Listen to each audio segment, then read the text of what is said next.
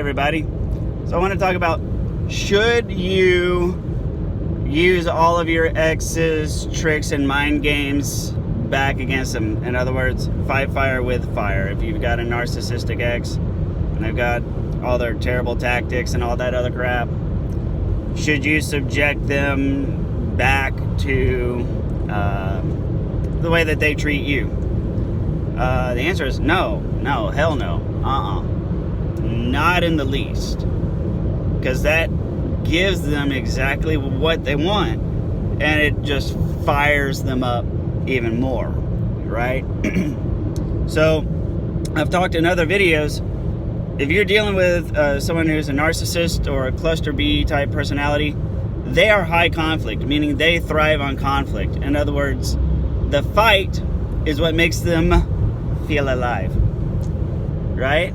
They thrive on the conflict. They see themselves like the Muhammad Ali of arguing and debating, right?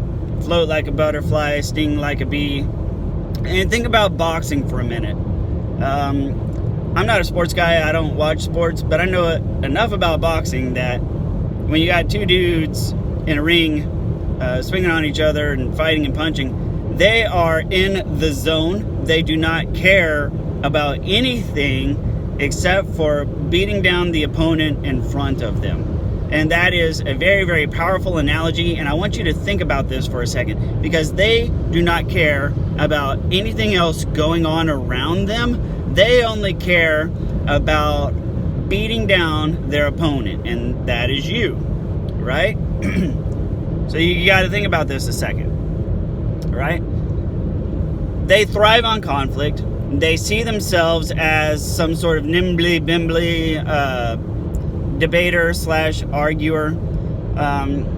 Like they actually draw a little bit of pride from it.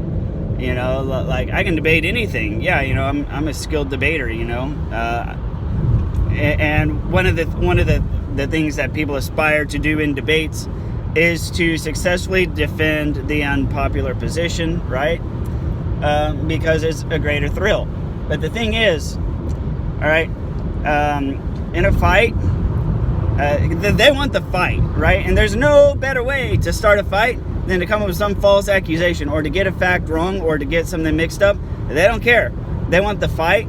So it really doesn't bother them if they're right or wrong, because they're wanting the combative interaction. So that means things like facts, you know, dates, timelines, what was said, what was done, etc. All of that stuff is just perfectly malleable. And it's open game and open season to just change the version of events. You know, and that's when, you know, they call it gaslighting, but when it's intentional, you're like, oh, are you mental? And the answer is yes, they are. Okay? So it's a very, very bad idea to because you're not going to punish them. You're going to feed the monster even more, right? You know, just like any good boxing match or any good fighter, what do they want? They want the opponent to come running at them, right? You want to draw the opponent in, see? And again, I apologize, I'm not a sports guy, so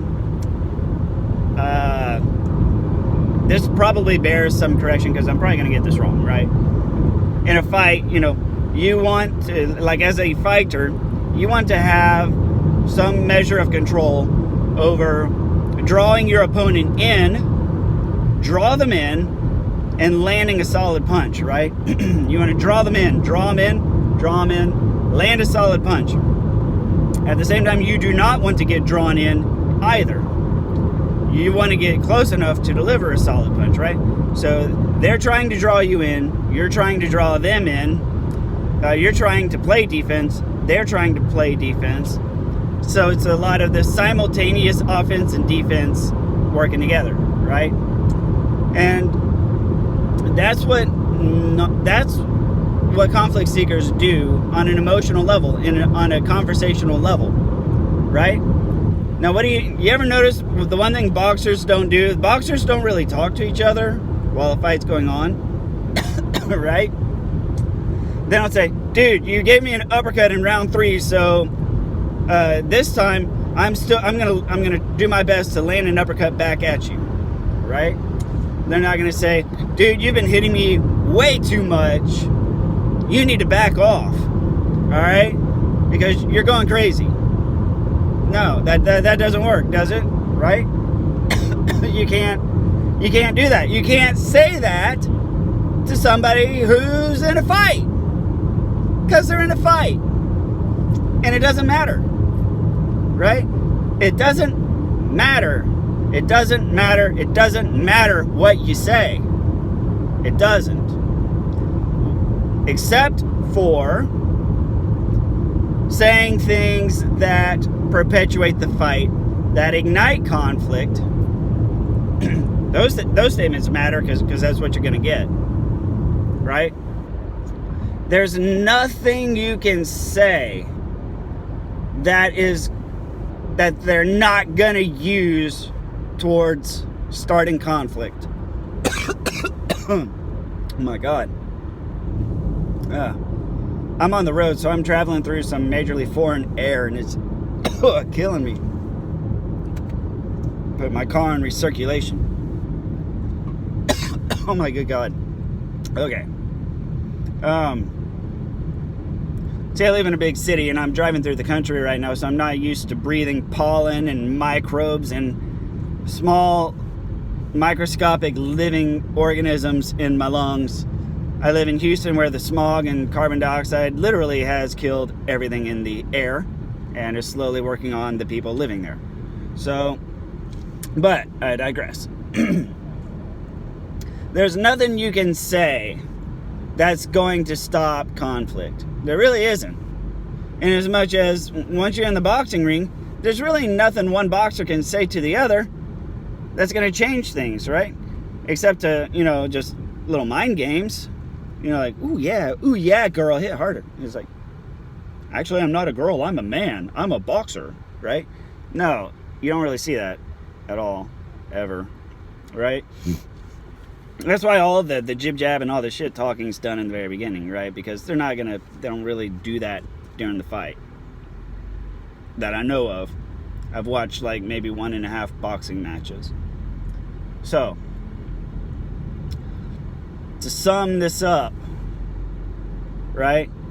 When you're dealing with somebody who is combative, when you're dealing with somebody who is conflict driven, when you're dealing with somebody who is trying to ruin you, trying to end you, understand that is their focus, that is their intent. They are engaged in the fight. They have a 15-round plan, right? They're either going to try and wear you down with small jabs, or they're going to try and lure you in and get a big hit in, and it's never ending. The full 15 rounds is pretty much for the rest of the time that you're going to know this person, right? So they don't care if it's going to take till they're 60. They're going to ruin you, okay? So should you use their own mind games back on them? No, man. There's literally nothing good that can come of it, except for winning the dumbass prizes. You play dumb games, you win dumb prizes, right? That's all you're gonna do, is you're gonna win dumb prizes for that shit. What do? You gotta watch the language they use in text messages and emails, etc. They typically do what I call a lie sandwich, which is a lie sandwich between shit that doesn't matter, right?